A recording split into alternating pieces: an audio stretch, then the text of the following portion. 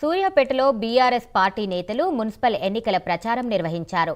Vote ఆయుధంతోనే కాంగ్రెస్కి వేటు పడాలని మాజీ మంత్రి జగదీష్ రెడ్డి అన్నారు. ఏం సాధించి ఓటు అడుగుతున్నారని కాంగ్రెస్ నేతలను నిలదీయాలని అన్నారు. అభివృద్ధికి కేరాఫ్గా ఉన్న బీఆర్ఎస్ అభ్యర్థులనే గెలిపించాలని తెలిపారు. సూర్యాపేటలో మున్సిపల్ ఎన్నికల ప్రచారం జోరుగా సాగుతుంది. ఇవాళ ఏ వార్డుకు వెళ్ళినా ప్రజలు పెద్ద ఎత్తున బ్రహ్మరథం పడుతున్నారు.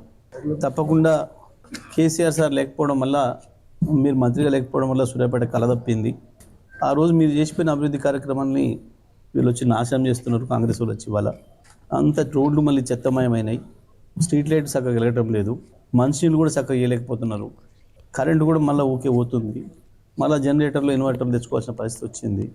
పార్కుల నిర్వహణ కూడా లేదు. మీరు అంత బాగా చేసిపోతే కనీసంగా ట్యాంక్ బండ్ మీద చెట్లు కూడా పెంచుకోలేకపోతున్నారు.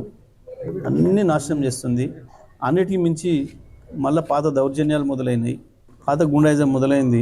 ప్రజలను భయపెట్టించి చందాలు వసూలు చేసుడు, ఈ దుర్మార్గాలన్నీ జరుగుతున్నాయి. మరి దీని మీద నిరసనగా మేము తప్పకుండా బీఆర్ఎస్ పార్టీకి ఓటేస్తాం, కారు గుర్తుకు ఓటేస్తామని చెప్పి